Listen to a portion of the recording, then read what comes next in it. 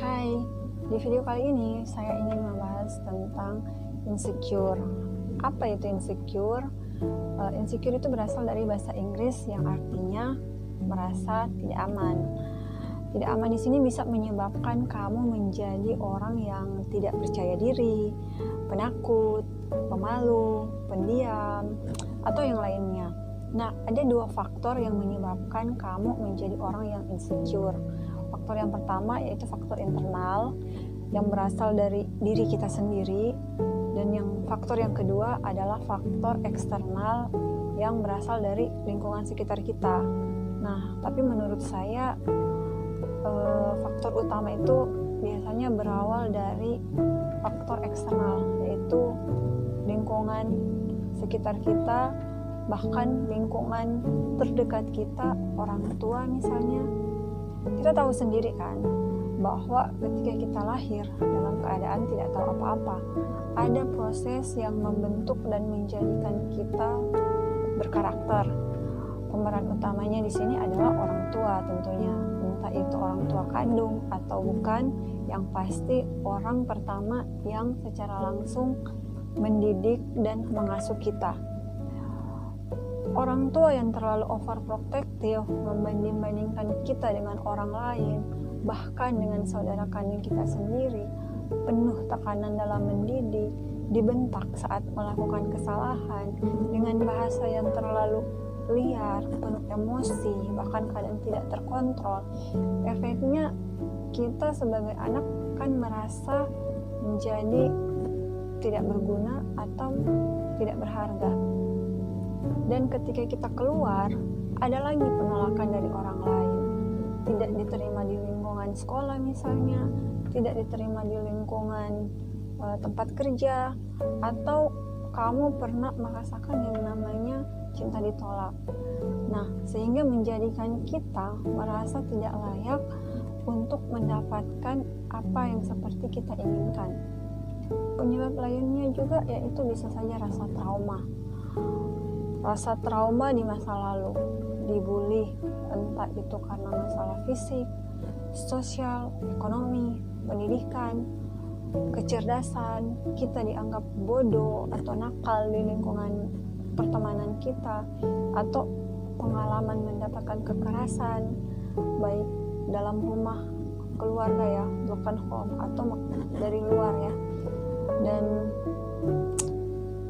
kekerasan yang kita terima tuh tidak hanya secara fisik tapi juga ke mental, apalagi anak yang broken home, ditinggalkan oleh orang tua dengan sekelumit permasalahan.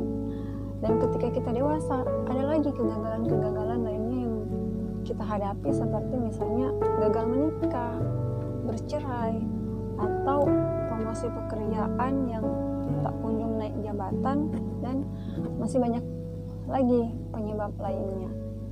Sehingga muncullah faktor internal seperti merasa kesepian, merasa tidak punya teman bicara yang tepat, tidak percaya pada orang lain, bahkan termasuk pada diri kita sendiri, menjadikan kita terlalu perfeksionis, sedangkan kemampuan kita kalau dipresentasikan dari 100% hanya di bawah 50%. Dan susahnya kita tidak mau belajar, kita tidak mau upgrade ya, serta kecemasan yang berlebihan dari segi apapun.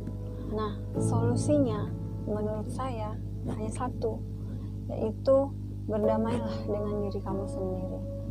Buang semua pikiran-pikiran negatif, segala ketakutan dan kekhawatiran yang selama ini menghantui pikiran kamu, karena apa yang kamu pikirkan berpeluang itulah yang akan terjadi nantinya. Ketika kamu berdamai dengan diri sendiri, maka secara otomatis kamu akan menerima apa adanya dirimu. Kamu akan syukuri segala pencapaian yang sudah kamu miliki, dan kamu akan bisa menerima ya, setiap orang itu pasti punya kelebihan dan kekurangannya masing-masing. Nah, di sini kita fokus pada kelebihan. Silahkan upgrade segala kelebihan yang bisa kita upgrade. Dulu ya, waktu saya diterima kerja menjadi wartawan di media cetak, jujur saya sama sekali tidak bisa menulis. Sempat terpikir kenapa mereka mau terima saya, dan ternyata ketika masa training di situ saya termotivasi dan semangat ya, karena ketika saya tidak bisa menulis, tidak bisa mengarang cerita, bahkan mengarang bebas saya tidak bisa sama sekali, apalagi menulis berita. Di masa training pemateri yang juga pimpinan saya waktu itu mengatakan, kalau kamu tidak bisa menulis tidak masalah, dan saya masih bisa ajari kamu. Yang penting satu, kamu harus mau belajar. Dan disitu ya akhirnya alhamdulillah saya bisa. Dan sedangkan kekurangan yang tidak bisa kamu upgrade, biarkan itu jadi ciri khas kamu. Misalnya secara fisik ya, kulit saya hitam, badan saya kurus, bahkan tidak terlalu tinggi. Bolehlah kalau ke pesta ditutupi dengan make up, pakai sepatu hak tinggi, atau dengan cara lainnya. Karena orang insecure biasanya mau kurang atau maupun lebih, itu tetap saja dia tidak merasa nyaman, ada yang mengganjal di hatinya, hingga titik tengahnya itu rasa capek, sehingga menjadikannya sudahlah, segini saja cukup, saya capek gitu. Nah, di luar sana banyak loh orang-orang yang bersusah payah, misalnya orang gendut ingin diet, orang putih ingin kulitnya hitam gelap, atau yang lainnya rambut lurus maunya keriting ya seperti saya, sedangkan kebanyakan di luar sana rambut keriting mau dilurusin, dan begitu sebaliknya ya. Jadi intinya apapun kata orang, hargailah dirimu sendiri. Ada hal-hal yang bisa kamu terima dan perbaiki, ada hal-hal yang tidak perlu kamu ubah karena itu bukan kamu.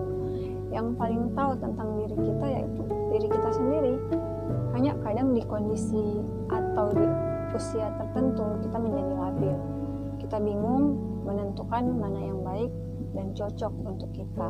Oleh karena itu, lingkungan sosial juga perlu kita batasi. Jauhi orang-orang yang membuat kamu insecure, baik itu teman ya maupun saudara. Bertemanlah dekat dengan orang-orang yang benar-benar menerima kamu apa adanya.